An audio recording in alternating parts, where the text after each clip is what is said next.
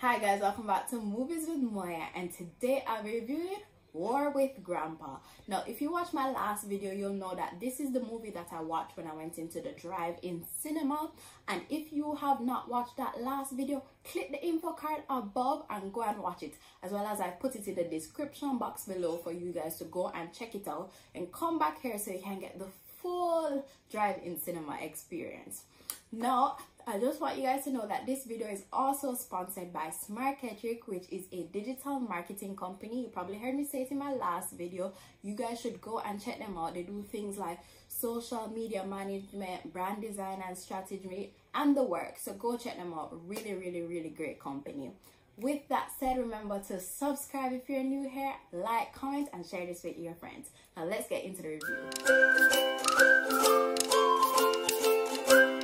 So let's start with the review. So you know I always start with a synopsis. As I said in my last video, this was a very average film because right now I feel like Palace Amusement is just pushing out the movies that came out in like July, August, June, September. You know, those movies that we couldn't really watch because COVID and they hadn't found a way to, you know, get in the new protocols. So now they're just pushing out these movies, as well as the movie industry has kind of slowed up right now.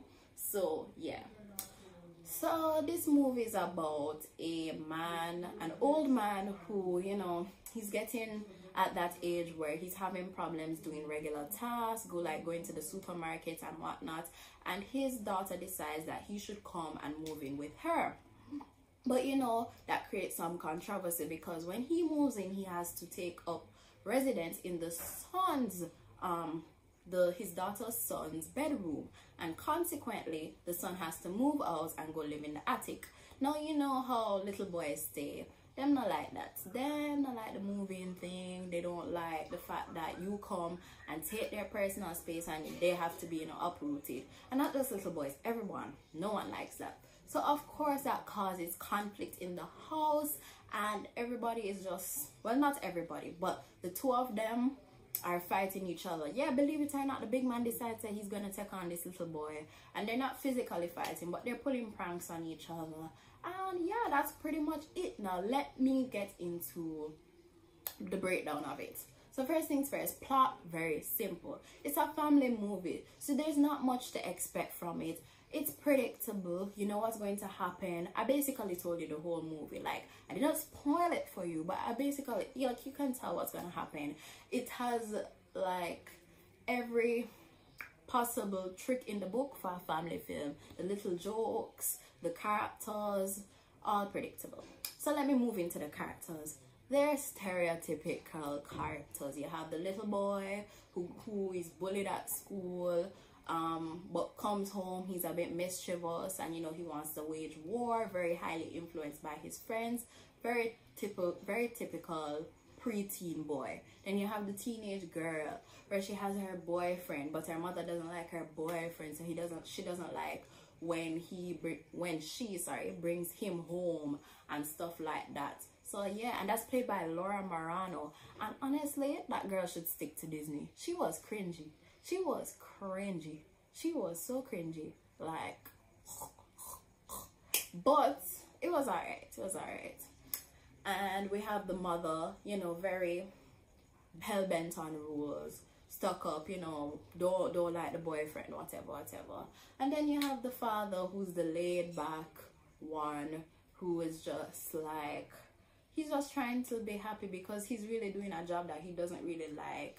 And then you have the grandfather. The grandfather is definitely typical, stuck in his old ways, don't want change, very stubborn man. But he's a bit more playful because, as you can see in the movie, he takes on the advances of the grandson when the grandson wants to wage war against him. And he actually does a pretty good job with how, you know, he acts that out.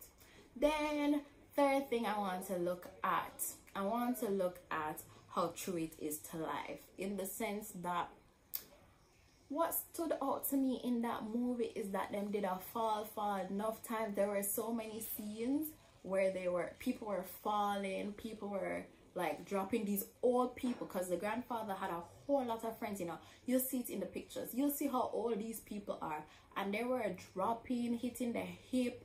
one fly out of this big chair and drop on the ground, one fall from a ladder and hit on the thing, and nothing. Like, there was only one time and near the end, where I'm not going to spoil it to you, where a hospital was involved, but all these other little falls and stuff, oh my god. Like, that's my problem with family films, you know, because when you take your little kids to go watch this and they see these things happening and people falling and not getting hurt, and then they go home, go try these things, it irks me, because I have a little sister and she watched this with me, you know, she watched this with me, and I just don't want her to think that these things are okay. Like, you will get hurt, you will get hurt.